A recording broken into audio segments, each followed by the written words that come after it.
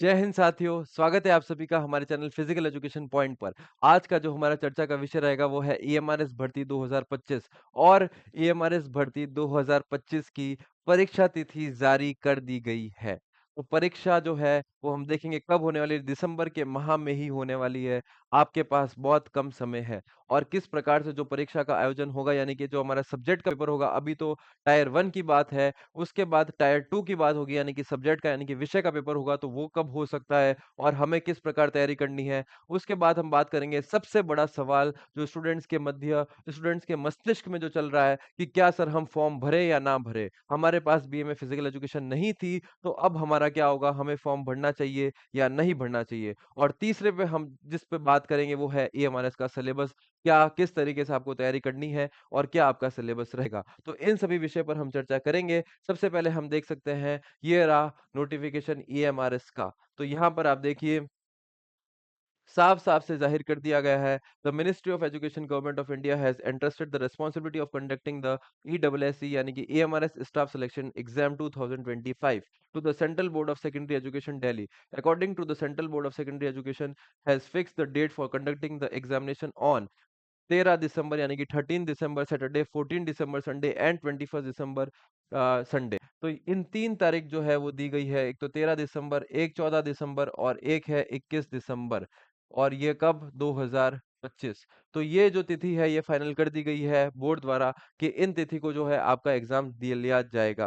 देखते हैं इस therefore requested to kindly avoid the aforesaid dates for conducting any public examination so that the examination date do not clash and to avoid any inconvenience and loss to the candidates for the aforesaid examination में be awarded. माने कि इन्होंने साफ कर दिया गया है कि हमारी जो तिथि होगी वो यही रहेगी और जो भी बोर्ड है उनको हम पहले से बता देते हैं कि हमारी इन तिथियों पर जो है वो एग्जाम लिया जाएगा। तो कि वो ध्यान रखे कि इन तिथि के ऊपर कोई और एग्जाम ना दे ताकि बच्चों को जो है वो नुकसान देखने को ना मिले, क्योंकि ये सिचुएशन नहीं आ जाए कि इस तिथि पर कोई और भी शारीरिक शिक्षा का एग्जाम है या और भी ईएमआरएस में कोई और टीजीटी पीजीटी लेवल का एग्जाम है, क्योंकि अगर ये सिचुएशन आ गई तो बच्चा एक जगह ही जा सकता है। तो इसलिए उन्होंने यहाँ पर क्लियर कर दी है कि इन 3 तिथि पर जो है वो एग्ज़ाम लिया जाएगा। और कब ये दिया गया? तो 7 जो है 7 अक्टूबर 2025 को ये देख सकते हैं, इस तारीख को ये निकला हुआ है नोटिफ़िकेशन। अब देखते हैं हम सबसे पहले तो हम सिलेबस के ऊपर बात करेंगे, पर सबसे जो पहली चीज़ है, यानी कि जब स्टूडेंट्स के मन में ये सवाल उठने लगा है कि सर क्या हमें फॉर्म भरना चाहिए या हमें नहीं भरना चाहिए, क्योंकि हमारे पास भी में फिज़िकल एजुकेशन नहीं थी। अब अगर मैं अपना बताऊँ तो हमने भी पिटीशन फाइल कर रखा है और काफ़ी जो है कोर्ट तक ये बात पहुँच गई है कि जो ईएमआरएस में ये गलत चीज़ हुई है, क्योंकि एनसीटीए के नियम कुछ और कहते हैं और ईएमआरएस के नियम कुछ और कह रहे हैं। वो कहते हैं कि सर आपको 45% चाहिए, ये कह रहे हैं हमको 50% चाहिए। वो कहते हैं बीपीएड वाला जो है वो एलिजिबल होगा, ये कहते हैं नहीं आपको बीए में भी फिजिकल एजुकेशन चाहिए, तीनों के तीनों साल। ठीक है, तो इतनी बात यहाँ पर जो है ये दोनों असमंजस की स्थिति में आ गए, तो अब यहाँ पर जो बच फँस गए हैं वो है बच्चे। बच्चे जो है बीच मझदार में फँस गए हैं कि हम किसका क्या मानें, क्योंकि एएमआरएस वाले हम अब हमको एलिजिबल नहीं कर रहे हैं। तो दोस्तों अगर मैं अपने लेवल पे अगर ये बात बताऊँ तो इसकी फॉर्म की जो लास्ट डेट थी वो हमने देखा था क्या थी? 23 अक्टूबर, ठीक है? और इसका जो एग्ज़ाम हो रहा था वो हमने देखा था क्या 13 दिसंबर को जो है वो पहला एग्ज़ाम होगा। यानी कि अगर मैं इन दोनों के मध्य अगर समय देखूँ, तो आप देखो अक्टूबर से नवंबर और उसके बाद नवंबर 23 नवंबर है, तो 23 नवंबर से सिर्फ़ यानी कि स्टूडेंट्स को जो है मात्र 50 दिन जो है वो दिए गए हैं। आखिरी तिथि से जो है वो 50 दिन दिए गए हैं, यानी कि यहाँ पर सबसे पहली बात है कि आपकी डेट आगे नहीं बढ़ेगी। जब 50 दिन के अंदर उनको अगला पेपर देना है, तो ये एक नियम है कि 45 दिन तो आपके पास मिनिमम होने चाहिए और यहाँ पर कितने हैं 50 दिन है। यानी कि जब आपका फॉर्म जो है क्लोज़ हो रहा है, तब से 45 दिन के बाद ही आप एग्ज़ाम ले सकते हैं, तो इन्होंने कितने दिए 50 दिन दिए। तो अब यहाँ से डेट तो आपकी आगे नहीं बढ़ेगी और सुप्रीम कोर्ट का अभी तक कोई फैसला नहीं आया है इस भर्ती को लेकर कि क्या उन बच्चों को जो है एलिजिबल किया जाना चाहिए या नहीं किया जाना चाहिए। तो अब हम इस स्थिति में क्या करें? तो दोस्तों जो मेरा सुझाव रहेगा, आप एक बार फॉर्म भर दीजिए। अगर सुप्रीम कोर्ट का फैसला हमारे हक में जाता है, तो ये हमारे लिए बहुत अच्छी बात हो जाएगी कि भई हमें अलाउ कर दिया गया है। पर अगर हम फॉर्म ही नहीं भरते हैं, अगर हम 23 अक्टूबर निकल जाती है, फिर फैसला आता है, फिर उसके बाद एग्ज़ाम की तिथि तो पहले से ही घोषित हो रखी है, तो अब हम क्या करेंगे? फिर तो हम वापस तो तिथि ये वापस तो खोला जाएगा नहीं, तो फिर हम फॉर्म भर नहीं जाएँगे और देखते-देखते आपके सामने 13 दिसंबर को एग्ज़ाम भी हो जाएगा और चीज़ें भी हो जाएगी। तो हम फँस जाएँगे। तो मेरा तो मानना यही है कि जो भी स्टूडेंट्स अगर फॉर्म भर सकते हैं, तो आप फॉर्म भर दीजिए। क्योंकि बाद में अगर आपके हित में फैसला आता है और फिर हमारे पास फॉर्म भरा हुआ नहीं होता है, तो हम कहीं न कहीं दिक्कत में आ जाएँगे। और अगर हमारे हक में फैसला नहीं आता क्योंकि इसके तो चांसेस मुझे काफ़ी कम लग रहे हैं, क्योंकि काफ़ी ज़्यादा तादाद में जो है वो चीज़ें वहाँ तक गई है। तो मुझे लगता है चेंज हो जाना चाहिए, बट अगर नहीं होता है तो फिर कोई बात नहीं, आपने फॉर्म भरा है, बट आगे एनवीएस, केवीएस की जो वैकेंसीज़ है वो लाइन में लगी हुई है। ये वाला इसको पहले करना था, इसलिए उन्होंने कर दिया। तो ये लाइन जो है वो चलती रहेगी, पर हमको हमारी तैयारी करनी है, सबसे पहली बात तो। पर अगर मैं तो आपको यही सुझाव दूँगा कि आप फॉर्म भर दीजिए, फिर देखा जाएगा जो होगा। उसके बाद कहते हैं ना, पच देख लेवा। तो वो वाली बात है कि आप अभी फॉर्म भर दो, जिनके पास बीपीएड है। बीपीएड की भी तारीख काफ़ी लोगों को डाउट हो रहा था कि सर हमारे पास कब तक जो है वो बीपीएड होनी चाहिए। तो अगर आपके पास 13 अक्टूबर तक आपके बीपीएड का रिज़ल्ट आ जाता है, तो आप इसका फॉर्म भर सकते हैं। अगर 23 अक्टूबर के बाद आपका रिज़ल्ट आता है, तो फिर आप एलिजिबल नहीं हैं। दूसरी चीज़, जिनके पास बीए के साथ फिज़िकल एजुकेशन थी, वो तो बिल्कुल पूरी तरीके से एलिजिबल है। वो अपनी पूरी जोर-शोरों में तैयारी में लग जाओ, क्योंकि अगर ये नियम नहीं बदलता है, तो आपके बहुत अच्छे चांसेस हो जाएँगे। पर ये नियम बदलने की ज़्यादा आशंका है, तो आपको तैयारी पूरे मन से करनी पड़ेगी, और साथ में जिनके पास फिज़िकल एजुकेशन नहीं थी, वो भी आप तैयारी में लग जाओ। ये अब फैसला सुप्रीम कोर्ट के हाथ में है, सबने जो है अपनी-अपनी अर्थना आगे भेज दी है। अब उनका फैसला वो क्या डिसीज़न लेते हैं, बट अभी हमारे हाथ में क्या है, हमारे हाथ में मेहनत करना। क्योंकि हम उनके रिज़ल्ट का वेट करेंगे और फिर बाद में उनका रिज़ल्ट हमारे हित में आ भी जाता है, पर अगर हमारी तैयारी नहीं होगी तो हम क्या करेंगे? तो इसलिए मेरा तो मानना यही है कि आप अपनी तैयारी पर ध्यान दीजिए, जो होगा वो आपके लिए अच्छा होगा, जितना मुझे लगता है। ठीक है। और चीज़ें आगे केवीएस, एनवीएस भी लाइन में है, तो आपके पास एक अच्छा मौका रहेगा 2026 में नौकरी पे लगने का। ठीक है, अब हम देखते हैं ईएमआरएस के जो है सिलेबस की बात करते हैं। तो सबसे पहले ये देखिए, इस प्रकार से ये इंग्लिश में सिलेबस था टायर 1 का। यानी कि अब अगर मैं आपको शॉर्ट में बताऊँ, तो 13, 14 और 21 दिसंबर को जो आपका एग्ज़ाम होगा, वो टायर 1 का एग्ज़ाम होगा। यानी कि ये वाला सिलेबस जो है उसकी बात की जाएगी। यहाँ पर मैं लिख देता हूँ, 13 दिसंबर, 14 दिसंबर और 21 दिसंबर को जो आपका एग्ज़ाम होगा 2025 में, तो वो किसका होगा? वो टायर 1 का होगा। ये तो ये हमने टायर 1 का जो है सिलेबस हम एक बार देख लेते हैं। ठीक है। तो सबसे पहले मैं अगर देखूँ, तो पार्ट 1 जो है वो जनरल अवेयरनेस का है, जहाँ पे general knowledge and current affairs की बात की जाएगी, तो आपको करंट अफेयर्स कम से कम 6 महीनों के देखने पड़ेंगे। ठीक है। फिर पार्ट 2 रीजनिंग एबिलिटी की है, जहाँ पे puzzle, seating arrangement, data sufficiency, statement based questions, inequality, blood relation, sequences and series, direction test, assertion and reason Venn diagrams. तो इस प्रकार से ये रहेगा। फिर नॉलेज एंड आईसीटी के ऊपर है, फिर टीचिंग एप्टीट्यूड के ऊपर है, फिर डोमेन नॉलेज के ऊपर है, जहाँ पर सबसे अधिक अगर मैं इम्पोर्टेंट कहूँ, तो नेशनल एजुकेशन पॉलिसी है 2020, इसको आपको ढंग से पढ़कर जाना है। यहाँ से सवाल बनेगा, बिल्कुल निश्चित रूप में बनेगा, और हम कोशिश करेंगे कि हम हमारे ही चैनल पर आपको पूरी नेशनल एजुकेशन पॉलिसी करा दें। तो अगर आप नए हैं तो जल्दी से इस चैनल को सब्सक्राइब कर देना।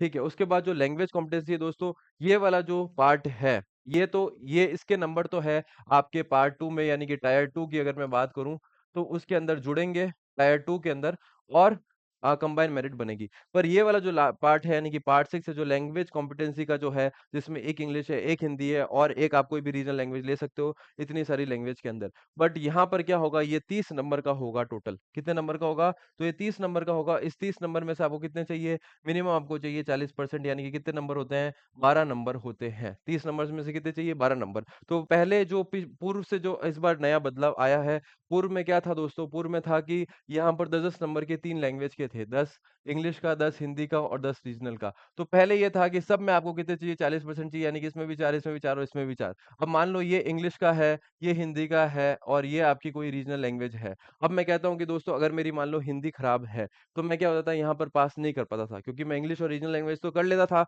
बट मैं हिंदी में नहीं कर पाता था। पर इस बार जो है ये नियम बदल गया है। इस बार आपके पास एक अच्छा मौका है, क्योंकि इस बार जो चीज़ है वो क्या होगी, इस बार उन्होंने टोटल दे दिया। इस बार उन्होंने क्या कहा, कुल 30 नंबर के हैं ये तीनों, 30 में से आप क्या करो, 40% लेके आ जाओ। तो 30 में से अब यहाँ पे जो बात होगी, तो फिर मैं कहता हूँ 10 प्लस 10 प्लस 10।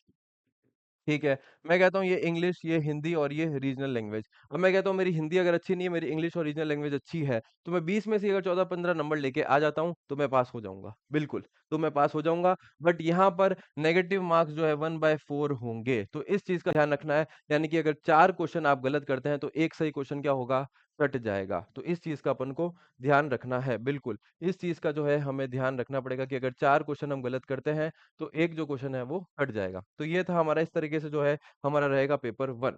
अब हम बात करते हैं एक बार हिंदी में इस पेपर 1 को देख लेते हैं। सबसे पहले सामान्य जागरूकता, जिसमें सामान्य ज्ञान और समसामयिक घटनाएँ।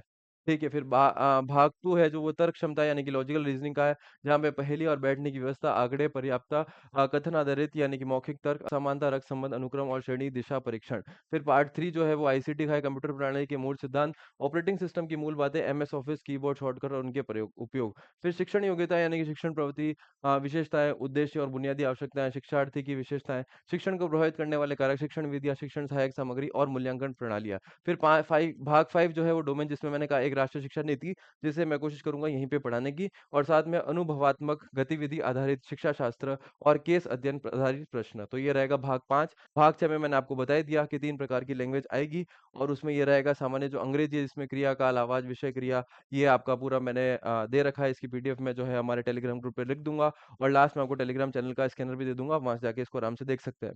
सामान्य हिंदी के लिख दिया समास, विलोम शब्द, पर्यायवाची शब्द, सामान्य अशुद्धियाँ, वाक्यांशों के लिए एक शब्द, मुहावरे, लोकोक्तियाँ, उपकथाएँ, गद्यांश और आधारित प्रश्न। और क्षेत्रीय भाषा में उन्होंने लिख दिया कि कोई भी आप एक भाषा, ये 20 भाषा दे रखी है, इन 20 भाषाओं में से कोई भी एक भाषा का जो है वो चयन कर सकते हैं।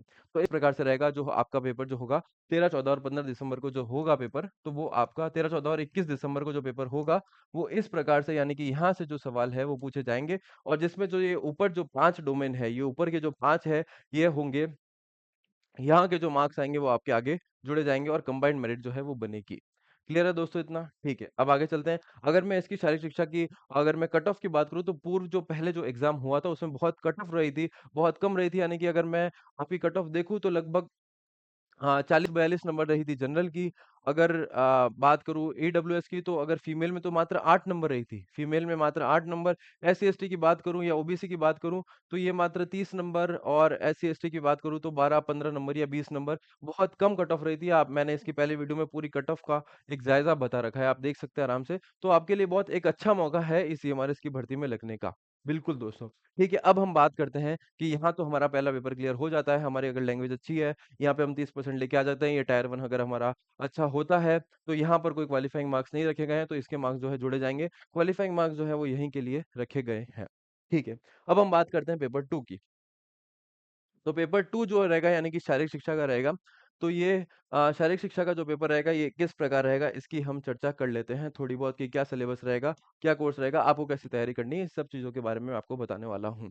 ठीक है, सबसे पहले शारीरिक शिक्षा की अवधारणा, यानी कि शारीरिक शिक्षा का अर्थ और परिभाषा, इसके उद्देश्य और लक्ष्य, शारीरिक शिक्षा की आधुनिक अवधारणा और दायरा, शारीरिक शिक्षा की आवश्यकता और महत्व, समग्र शिक्षा प्रक्रिया में शारीरिक शिक्षा का स्थान। दोस्तों, यहाँ पर आप देखेंगे कि मात्र ये 6 भाग जो है वो दिए गए हैं। भाग अ के जो है वो 6 हैं, भाग ख है, भाग स है। तो इस प्रकार से ये देखो, ये आपको दिए हुए भाग ग के अंदर भाग और ये हमारा मैंने आपको साथ में इंग्लिश में भी बता रखा है, तो भाग ये इस प्रकार से दिए हुए हैं पार्ट ए, पार्ट बी और पार्ट सी के अंदर।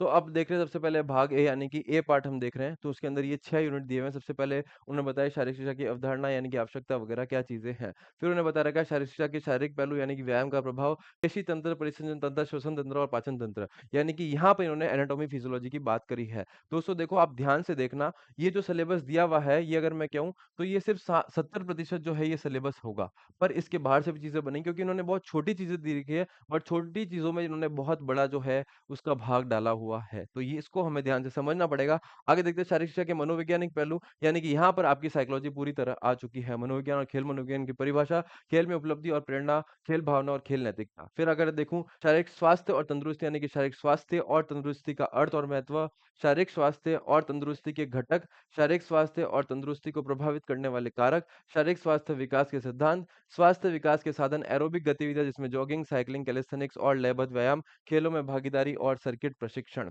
ये सारी चीज़ें दोस्तों दी हुई है पार्ट नंबर 4 में, यानी कि भाग ए का 4। फिर है प्रशिक्षण विधियाँ, आगे देखते हैं भाग 6 यानी कि 6th पार्ट में दिया हुआ है शारीरिक शिक्षा के समाजशास्त्रीय पहलू, यानी कि यहाँ पर सोशलाइज़ेशन की बात की गई है। शारीरिक शिक्षा और खेलों में समाजशास्त्र का अर्थ और उसका महत्व, मानव सांस्कृतिक विरासत के रूप में खेल और खेल, उसके बाद नेतृत्व गुणों का विकास और समूह गतिशीलता। तो ये दिया हुआ है कौन-सा भाग ख दिया हुआ है। अब हम देखते हैं भाग ख के बारे में, तो यहाँ पर क्या बात की गई है। खेल, खेल-कूद का इतिहास, छात्र की पसंद का कोई भी खेल खेल, यानी कि खेल खेलकूद के नवीन सामान्य नियम, छात्र की पसंद का कोई भी खेल, खेल के मैदानों का मापन और खेल उपकरणों की विशेषताएं, खेल खेलकूद के और मूलभूत कौशल संबंधित खेल शब्दावली, टूर्नामेंट, महत्वपूर्ण टूर्नामेंट और स्थल, खेल हस्तियां और खेल पुरस्कार। तो ये देखिए, ये इस तरीके से ये पार्ट ए था, concept of physical education, physiological aspects of physical education, psychological, physical fitness, training methods और sociological aspects of physical education. ये पूरा था पार्ट ए के अंदर। मैं आगे देखता हूँ। सबसे पहले आपको ये बताता हूँ, अब जो भाग बी है, ठीक है?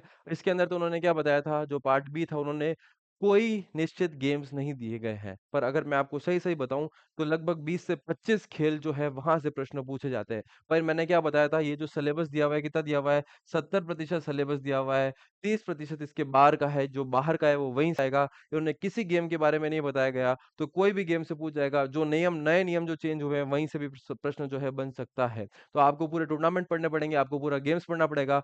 आपको जो नवीनतम यानी कि जो ओलंपिक गेम्स है, चाहे एंशिएंट की बात करूँ, चाहे मॉडर्न की बात करूँ, कॉमनवेल्थ गेम्स, एशियन गेम्स, इन सारे गेम्स के बारे में पढ़ना पड़ेगा। यहाँ से सवाल निश्चित रूप से बनेंगे, क्योंकि भाग भी इन्होंने बहुत छोटा दे रखा है, पर ये है बहुत बड़ा। सिर्फ इतना सा इन्होंने दे रखा है, पर ये बहुत बड़ा एरिया कवर करेगा, काफ़ी सारे सवाल यहाँ से बिल्कुल बनेंगे, आपको देखने को मिलेंगे। ठीक है सर, तो अब हम चलते हैं एक बार भाग सी की तरफ। भाग बी के अंदर मैं बता दिया मैंने कि आपको सारे गेम्स के बारे में यहाँ से पढ़ना पड़ेगा। उन्होंने बहुत कम दिया है, बट हमें ढंग से तैयारी को करना पड़ेगा। ठीक है, आगे चलते हैं भाग ग यानी कि स्वास्थ्य शिक्षा के बारे में दे रखा है। स्वास्थ्य शिक्षा की अवधारणा और उद्देश्य, स्वास्थ्य शिक्षा का महत्व, स्वास्थ्य के सिद्धांत शिक्षा, स्वास्थ्य संवर्धन और व्यक्ति, परिवार और समुदाय के कल्याण के लिए सामुदायिक भागीदारी का महत्व। फिर उन्होंने दे रखा है संचारी योग। संचारी रोग यानी कि कम्युनिकेबल डिजीज के बारे में उन्होंने दे रखा है। क्या दे रखा है? संचारी रोगों का अर्थ, संचारी रोगों के होने और प्रक्रिया के लिए आवश्यक परिस्थितियां, संचारी रोगों के समूह का संकेत देने वाले सामान्य चेतावनी संकेत, संचरण का तरीका, एड्स, हेपेटाइटिस बी और हेपेटाइटिस सी के प्रसार, संचरण के सामान्य लक्षण और रोकथाम। यानी कि हेपेटाइटिस के अंदर भी इन्होंने बी और सी की जो है विशेषतम बात की गई है। अगर मैं आपसे प्रश्न पूछता हूँ, सीरम हेपेटाइटिस किसे कहा जाता है?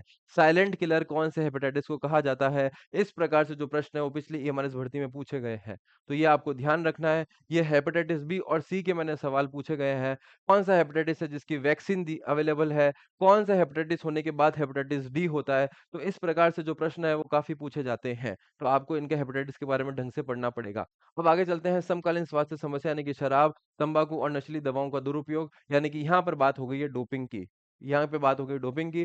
परिवार और समुदाय का दुरुपयोग का प्रभाव, खिलाड़ियों पर शराब, तंबाकू और नशीली दवाओं का प्रभाव, मोटापे का कारण बनने वाली खान-पान की आदतें और व्यक्ति के स्वास्थ्य पर इसका प्रभाव। फिर बात करूँगा स्वस्थ जीवन की यानी कि पर्यावरण की अवधारणा, पर्यावरण का दायरा, स्कूल और कार्यस्थल, अवकाश के समय की गतिविधियाँ, मनोरंजन की बात हो गई, रिक्रिएशन की। 5वां पॉइंट बात करूँ तो पारिवारिक स्वास्थ्य शिक्षा यानी कि परिवार का अर्थ, यानी कि यहाँ पर आपको nuclear family, extended family in सब के बारे में पढ़ना पड़ेगा। तथा एक सामाजिक संस्था के रूप में इसका महत्व, किशोरों की आवश्यकताएँ और समस्या, उनका प्रबंधन, मानव प्रजनन, मासिक धर्म यानी कि मेंस्ट्रुअल साइकिल, गर्भाधान और प्रसवपूर्ण देखभाल, विवाह एवं विवाह पूर्व यौन संबंध और किशोरावस्था में गर्भधारण से जुड़ी समस्याएँ, विवाह की तैयारी, बच्चों का देखभाल में माता-पिता की भूमिका और उसके बाद सामान्य खेल, चोटें यानी कि यहाँ पर फर्स्ट एड की बात होगी, यहाँ पर थेरेपीज़ की बात होगी, सबकी बात होगी। फिर यहाँ पर कोमल ऊतक की चोटें, मोच और खिंचाव, हड्डियों की चोटें, जोड़ों की चोटें। फिर इसको भी मैं कहूँ तो इसको बहुत कम दे रखा है। पर यहाँ पर जितने प्रकार की चोटें होती है, उनको कैसे हम करते हैं, सही कैसे करते हैं, फर्स्ट एड की बात होगी, प्राथमिक उपचार की, फिर थेरेपीज़ की बात होगी, मसाज की बात होगी। ये बहुत कम रखा है, बट प्रश्न इन सब से पूछे जाएँगे, इस बात को आपको ध्यान रखना है। तो कोर्स आपको पूरा करना पड़ेगा। ये देखो हेल्थ एजुकेशन, कम्युनिकेबल डिजीज़ का पूरा एक टॉपिक दे रखा है। कंटेम्परेरी हेल्थ प्रॉब्लम्स यानी कि वर्तमान में क्या प्रॉब्लम्स चल रही है, जैसे abuse of alcohol, tobacco and drugs and the effect of abuse of individual, family and community, effect of alcohol. फिर हेल्थफुल लिविंग के बारे में बात की है, फैमिली हेल्थ एजुकेशन के बारे में बात की है। आप देखेंगे कि इम्पोर्टेंस क्या है, यहाँ पर इन्होंने ज़्यादा नहीं बताया है, पर यहाँ से प्रश्न बनेंगे न्यूक्लियर फैमिली, एक्सटेंडेड फैमिली वगैरह से। और उसके बाद prevention and first aid for common sports injuries यानी किस तरीके से आप बचाव कर सकते हैं, बचाव की क्या-क्या विधियाँ हैं और उसके बाद चोट अगर लग जाती है तो उसके बाद क्या-क्या चीज़ें, किस तरीके से थेरेपीज़ वगैरह, उन सब की बात यहाँ पर होगी। तो मैं बता रहा हूँ आपको दोस्तों, ये दिया हुआ बहुत कम है, पर हमें इससे बहुत अधिक पढ़ना पड़ेगा। और जब अगर हम इसको हम पढ़ने बैठेंगे, तो आपका जो एग्ज़ाम, जो पहले टायर का एग्ज़ाम है, वो मैंने बता दिया 13, 14 और 21 को है। 13, 14 और 21 दिसंबर को है 2025 को। बट जो टायर 2 होगा, अब अगर आप टायर 1 के आप एग्ज़ाम दे रहे हैं, तो यहाँ पर अगर आप लैंग्वेज को क्लियर कर लेते हैं, यानी कि 30 में से आप 12 नंबर लेके आ सकते हैं, तो आप टायर 2 के लिए भी क्या हो जाएँगे, एलिजिबल हो जाएँगे। अब टायर 2 में हमारा ये सारा जो सेकंड पेपर है फिजिकल एजुकेशन का, इसके बारे में बातचीत होगी और इसके बारे में जो है सवाल पूछे जाएँगे। यहाँ पर भी जो नेगेटिव मार्किंग रहेगी वो 1/4 रहेगी, यानी कि 0.25 जो है वो नेगेटिव मार्किंग रहेगी। यानी कि अगर आप 4 क्वेश्चन गलत करते हैं तो 1 सही क्वेश्चन क्या हो जाएगा? गलत हो जाएगा हमारा। अब सर इसका एग्ज़ाम कब हो सकता है? तो इसका एग्ज़ाम जहाँ तक मुझे लगता है जनवरी एंड तक हो जाएगा इसका एग्ज़ाम। जनवरी एंड तक या फरवरी तक इसका एग्ज़ाम भी हो जाएगा। तो फिर उसके बीच में भी आपको कितना दिन देखने को मिलेंगे? सिर्फ़ 30 से 40 दिन। जो सेकंड पेपर का जो एग्ज़ाम सेकंड टायर का जो एग्ज़ाम होगा उसमें भी आपको ज़्यादा समय नहीं मिलेगा, 30-40 दिन का समय ही मिलेगा और उसके लिए ये काफ़ी बड़ा कोर्स है, तो हमें इसकी तैयारी अच्छे से करनी होगी। सर कैसे कर सकते हैं तैयारी? क्योंकि हमें इनको डिटेल में पढ़ना पड़ेगा। मैं बार-बार बता रहा हूँ दोस्तों, आप हमारी एप्लीकेशन है फिज़िकल एजुकेशन पॉइंट नाम से, आगे मैं बता दूँगा, वहाँ पर ईएमआरएस 2023 का जो पेपर था, वो मैंने फ्री में डाल रखा है। आप उस पेपर को खुद देखिए कि कहाँ-कहाँ से क्वेश्चन जो है पूछे गए हैं। आपको पता चल जाएगा कि कोट्स कितना दिया हुआ है और हमको कितना पड़ेगा। आप कितना पढ़ना पड़ेगा, आपको अंदाज़ा हो जाएगा। बिल्कुल, आपको पेपर देखते ही अंदाज़ा हो जाएगा क्योंकि मैंने भी वो पेपर देखा और उन चीज़ों को समझा तब मैं आपको ये चीज़ें आपको बता रहा हूँ। तो हमें जो तैयारी है वो ढंग से करनी पड़ेगी। अब तैयारी कैसे कर सकते हैं? तो हमने फिजिकल एजुकेशन पॉइंट ने एक उड़ान बैच जो है उसको लॉन्च कर दिया है। उड़ान बैच जो है फिजिकल एजुकेशन पॉइंट का वो लॉन्च हो चुका है। इस प्रकार से ये फिजिकल एजुकेशन पॉइंट इस नाम से आप जो है प्ले स्टोर पे अपना सर्च कर सकते हैं और ऐप स्टोर पर भी ये अवेलेबल मिल जाएगा। तो जो भी आईफ़ोन के यूज़र्स हैं, ऐप स्टोर के यूज़र्स हैं, उन सबको भी ये मिल जाएगा। आगे बताऊँगा क्या प्रोसेस रहेगा और साथ में इस तरह का एक लोगो रहेगा, तो आप इस लोगो को आपको मिल जाएगा आराम से और वहाँ पर जाके आप उसको इंस्टॉल कर सकते हैं। और हमारी एप्लीकेशन के अंदर हमने उड़ान बैच को जो है वो लॉन्च कर दिया है। ठीक है दोस्तों, अब यहाँ पर इसकी वैलिडिटी जो है मैं रखूँगा कम से कम 12 महीने। अगर आपका मान लो पेपर जो है, अगर इसके बाद एनवीएस आता है, अगर इसके बाद डी ट्रिपल एस भी आता है, अगर इसके बाद केवीएस आता है, तो उन सब में भी लगभग यही सेम कोर्स है और कुछ एक्स्ट्रा होगा तो मैं ऐड कर दूँगा। पर आपको ध्यान रखना है दोस्तों कि अगर मान लो ये कोर्स जो है आपका एग्ज़ाम जो होता है, यानी कि यहाँ से मैं 12 महीने देखूँ तो अक्टूबर का महीना। पर अगर नवंबर-दिसंबर में भी अगर आपको कोई एग्ज़ाम होता है तो इसकी वैलिडिटी मैं आपकी बढ़ा दूँगा। यानी कि पूरा 2026 आपको मिलेगा यहाँ से हमारे से पढ़ने के लिए। ये है उड़ान बैच की विशेषता और ये हमारी गारंटी है कि हम आपका साथ नहीं छोड़ेंगे तब तक आप एग्ज़ाम को अच्छे से नहीं देकर आएँगे। बिल्कुल। ठीक है। अब आगे देखते हैं और क्या इसकी विशेषता है। दोस्तों, यहाँ पर आपको एक साथ में अगर ये बैच आप लेते हैं और पहले हमारे 1000 विद्यार्थियों में आते हैं, तो यहाँ पर क्या होगा, एक फिज़िकल एजुकेशन टीचर की यानी कि पूरा जो कोर्स है उसकी एक टेस्ट सीरीज़ चल रही है। अब इस टेस्ट सीरीज़ जो है, ये अभी तक भारत की पहली टेस्ट सीरीज़ होगी। जितने भी प्लेटफ़ॉर्म है वहाँ की पहली टेस्ट सीरीज़ होगी कि इसमें क्या-क्या विशेषताएँ हैं, आप ध्यान से सुनना। सबसे पहले पूरे भारत की पिछले 5 वर्ष की शारीरिक शिक्षाओं की प्रतियोगी परीक्षाओं के पेपर यहाँ पर मिलेंगे। चाहे ईएमआरएस का पेपर मैंने आपको बता दिया 2023 का बिल्कुल अवेलेबल है, चाहे एनवीएस हो, चाहे केवीएस हो, चाहे डी ट्रिपल एस भी हो, चाहे यूपीटीजीटी हो, चाहे हरियाणा हो, चाहे आरपीएससी हो, चाहे उत्तराखंड हो, चाहे एमपी हो, चाहे कोई भी हो, सारे पेपर जो है पिछले 5 वर्षों में जहाँ-जहाँ हुए हैं, हम एक-एक को खोज-खोज के यहाँ पर डालेंगे विद आंसर्स, विद सॉल्यूशन। तो आपको पता चलेगा कि आपकी तैयारी क्या है और क्या पैटर्न से हमें अब पढ़ना पड़ेगा। और क्या चीज़ मिलेगी सर इस टेस्ट सीरीज़ में? यहाँ पर एनसीईआरटी आधारित जो है कक्षा 9 से 12वीं तक के भी प्रश्न पत्र पूरे मिलेंगे। आप देखेंगे जब एनसीईआरटी जब हम पढ़ते हैं, तो वहाँ पर एनसीईआरटी में क्या होता है कि जो भी यूनिट दिया होता है उसके पीछे 25 से 30 प्रश्न होते हैं। अब अगर मैं आपको बोलूँगा कि आप 9वीं से 12वीं की सारी एनसीईआरटी लेके आएँ, उनके आप क्वेश्चन सॉल्व करें तो आपके लिए मुश्किल है। तो ये सारे के सारे क्वेश्चन जो है वो हमने इसके अंदर डाल रखे हैं। और क्या विशेषता होगी, यहाँ पर जिस प्रकार से यूनिट वाइज़ जो है टेस्ट सीरीज़ में मिलेगी, यानी कि अगर आपने कहीं से पढ़ा भी है तो भी आप यूनिट वाइज़ यहाँ से सिलेक्ट कर सकते हैं। अगर सिर्फ़ आप टेस्ट सीरीज़ लेते हैं हमसे तो ये टेस्ट सीरीज़ की कॉस्ट रहेगी ₹599 पर अभी अगर आप कोर्स लेते हैं तो कोर्स की जो प्राइस है उसके साथ ये टेस्ट सीरीज़ फ्री मिलेगी, तो मैं आपको बताऊँगा कोर्स की प्राइस क्या रहने वाली है। और फिर यहाँ पर क्या है, नए परीक्षा पैटर्न पर जो अनुसार जो है, मेरे अनुसार जो है प्रश्न पत्र भी आपको मिलेंगे। तो इन 4 कैटेगरी में टेस्ट सीरीज़ होगी और मैं बता रहा हूँ यहाँ पर लगभग 6000 प्लस प्रश्न होंगे। इस टेस्ट सीरीज़ जब तक आप एग्ज़ाम देने जाएँगे, 6000 प्लस प्रश्न आप जब सॉल्व करके जाएँगे, तो एक कॉन्फिडेंस होगा वो एक अलग लेवल पे होगा दोस्तों। क्योंकि हम पढ़ तो बहुत सारा लेते हैं, पर उस 2 से 3 घंटे में हमें वो सब चीज़ याद नहीं आती है। हमारे एक दिमाग की एक निश्चित सीमा है, हम उन सब चीज़ों को याद एक बार बार में 2-3 घंटे में नहीं कर सकते, चाहे मैं हूँ, चाहे आप हो, चाहे कोई और हो। किसी को याद नहीं रहेगा। तो अब कैसे चीज़ें कैसे हमारी एक्यूरेसी आएगी, कैसे हम सटीक उत्तर तक पहुँच सकते हैं, तो वो एक टेस्ट सीरीज़ के माध्यम से ही पहुँच सकते हैं। हमने बहुत कुछ पढ़ा है, पर अब उसको हमको देखना है, हमारा मूल्यांकन करना है कि क्या हमें वो याद हो रहा है। अगर मैं आपको बता रहा हूँ दोस्तों कि जब हम टेस्ट सीरीज़ की तरफ जाते हैं, तो मान लो जैसे आपके पास 4 ऑप्शन आ रहे हैं ए, बी, सी, डी। अगर आप इतने टेस्ट लगा के जाते हैं, तो वो तो आप आसानी से कट कर सकते हैं कि सर ये नहीं हो सकता, ये नहीं हो सकता। या तो इन 2 में से कोई एक होगा और कई बार तो ऐसा होगा कि आपको नहीं आते हुए भी आप क्या करोगे, उस एक सटीक उत्तर तक पहुँच जाओगे क्योंकि आपका जो एक्सपीरियंस बोलेगा, आपका अनुभव बोलेगा कि मैंने इतने प्रश्नों को निकाला है। तो ये आपके लिए एक मील का पत्थर साबित होगी आपकी एमआरएस की परीक्षा के लिए। और बात करूँ तो और क्या होगा, जो हमारे कोर्स की विशेषता रहेगी, वो नए परीक्षा पैटर्न पर आधारित रहेगा हमारा कोर्स कि जो-जो हमने सिलेबस देखा है, उस सिलेबस को आपको एक-एक चीज़ मिलेगी। साथ में पीटीआई, पीटी सिलेबस पर पूर्णतः आधारित रहेगा। हर माह की जो करंट अफेयर्स है यानी कि वो भी मैं आपको यहाँ पर इस एप्लीकेशन के अंदर प्रोवाइड कराऊँगा क्योंकि करंट अफेयर्स से जो हमने देखा था, समसामयिकी से प्रश्न जो है वो पूछे जाएँगे।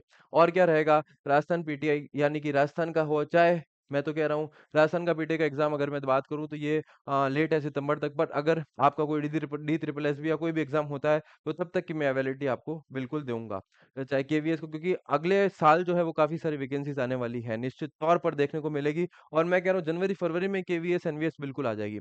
ठीक है? उसके बाद आप 24/7 सपोर्ट यानी कि हमसे बात कर सकते हैं और ये जो टेस्ट सीरीज़ है वो आपको फ्री मिलेगी अगर आप इस बैच में हमसे जुड़ते हैं।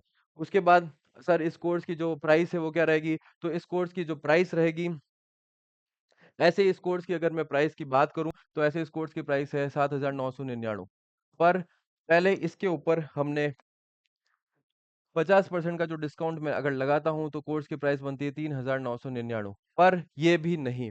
इसके बाद हमने यहाँ पर जो हमारे पहले 1000 विद्यार्थी रहेंगे, उसके लिए हमने मात्र आपको 2099 2099 में जो है, ये कोर्स आपको हमारी एप्लीकेशन पे मिल जाएगा।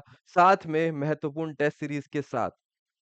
पहले 1000 विद्यार्थियों पर ये 2099 में ये कोर्स मिल जाएगा और आपको जल्दी से जल्दी एप्लीकेशन पे जाके जुड़ना है और आप टेस्ट सीरीज़ में जो है टेस्ट कर सकते हैं। चलो अगर सर हमने पढ़ भी लिया है, हमको नहीं करना है, फिर भी आप अगर हमारी टेस्ट सीरीज़ जाते हैं, आपको फ्री टेस्ट मिलेंगे, जहाँ पर आपको ईएमआरएस का जो पेपर है, चाहे डी ट्रिपल एस भी हो, चाहे केवीएस हो, चाहे एनवीएस हो, सबके हमने एक-एक पेपर जो है वो फ्री में डाल रखे हैं। तो आप यहाँ पर जाएँ, फ्री में अपना मूल्यांकन देखें कि हम 2023 की तैयारी में अभी कहाँ खड़े हैं, हमें कितना आता है।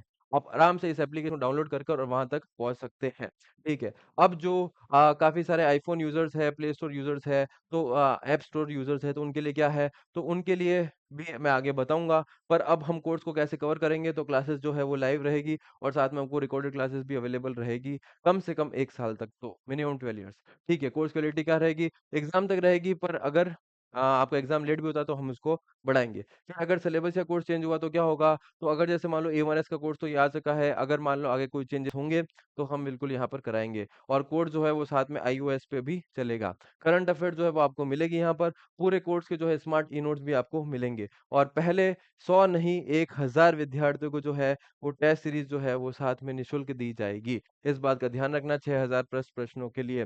अब हम बात करते हैं ये हमारी फिज़िकल एजुकेशन पॉइंट की एप्लीकेशन है। ये आपको सर्च करना है आपके प्ले स्टोर के ऊपर या फिर आप सीधा-सीधा इसको स्कैन कर सकते हैं, तो क्या होगा आप हमारी एप्लीकेशन तक पहुँच जाएँगे। उसके बाद दूसरी चीज़ बताऊँ कि क्या ये आईफ़ोन के लिए क्या दिशा-निर्देश रहेंगे, तो सबसे पहले नीचे डिस्क्रिप्शन में हमने एक आईफ़ोन के लिए आईओएस यूज़र्स के लिए हमने एक वेबसाइट डाल रखी है, आप वेबसाइट पे जाएँ, इस कोर्स को आप आराम से परचेज़ कर सकते हैं, उड़ान बैच नाम से ईएमआरएस का आपको कोर्स मिल जाएगा। साथ में क्या होगा आईओएस एप्लीकेशन डाउनलोड का लिंक करने का नीचे दिया गया होगा, आपको वहाँ से इस एप्लीकेशन को डाउनलोड करना है, ये भी हमने डाल रखा है। और उसके बाद आपको ये हमारे ऑर्गेनाइज़ेशन कोड डालने हैं। आपका जो कोड्स है, वो यहाँ पर चल जाएगा। आपके आईफ़ोन में जो है, वो चल जाएगा। तो ये था हमारे आज की क्लास का। अगर मैं आपको बताऊँ तो ये इस प्रकार से जो है हमारी एप्लीकेशन है और ये हमारा स्कैनर है, जिसको आप गूगल प्ले स्टोर से आप आराम से डाउनलोड कर सकते हैं। उसके अलावा और मैं चीज़ आपको बताऊँ तो ये हमारा टेलीग्राम का चैनल है, यहाँ पर आपको इसकी पीडीएफ मिल जाएगी और साथ ही में यहाँ पर निःशुल्क रात को 10 बजे जो है टेस्ट सीरीज़ चलाई जा रही है। वो पूरी तरह निःशुल्क है, आपको कुछ भी पेमेंट नहीं करना है उसके लिए। आप देखिए कि आपका मूल्यांकन क्या है। दोस्तों अगर मैं आपको एक सुझाव करूँ तो हमें अगर जो पेपर 2 है यानी कि जो टायर 2 में जो पेपर होगा हमारे सब्जेक्ट का, तो उसकी तैयारी हम रोज़ अगर 1 डेढ़ घंटा पढ़ेंगे, तो हमारी तैयारी सुदृढ़ हो जाएगी दिसंबर-जनवरी तक। क्योंकि एकदम से सिर्फ़ 30-40 दिन में वो कोर्स नहीं होगा जो हमारा शारीरिक शिक्षा का है। जब इसके अंदर 40-50 दिन दिए, तो उसमें भी इतना ही समय देगा और ये बहुत अच्छा मौका है उन सभी के लिए जो अपनी तैयारी को एक अच्छे स्तर तक लेकर जाना चाहते हैं। हमारे साथ उड़ान बैच में जुड़िए और आप हमारी एप्लीकेशन में जाकर फ्री टेस्ट सीरीज़ देखिए कि आप कितना अभी किस स्थिति में खड़े हैं। बिल्कुल, ये आपके पास बहुत अच्छा मौका है क्योंकि यहाँ पर जो कट ऑफ है मैं आपको बताऊँ, मैंने आपको पहले भी बताया था कि कट ऑफ जो है मात्र 44 नंबर, 52 नंबर, 8 नंबर गई थी फीमेल में ईडब्ल्यूएस में। जनरल में की बात करूँ तो मात्र 32 नंबर गई थी फीमेल में। तो फीमेल कैटेगरीज़ के लिए जितने भी बहुत अच्छा मौका है, आप अपने राज्य के अंदर ईएमआरएस के स्कूल जो है उसमें लग सकते हैं। ये था दोस्तों हमारी आज की क्लास का जिसमें हमने सब चीज़ों पर चर्चा की है, चाहे सिलेबस हो, चाहे आपको फॉर्म भरना चाहिए, किस तरीके से आप तैयारी कर सकते हैं और आपका एग्ज़ाम कब-कब हो सकता है। ठीक है दोस्तों, फिर हम मिलेंगे और वीडियोज़ के साथ। अगर आप चैनल पे नए हैं तो इसको सब्सक्राइब करके जाइए और मिलेंगे नए वीडियो के साथ। तब तक के लिए जय हिंद, जय भारत।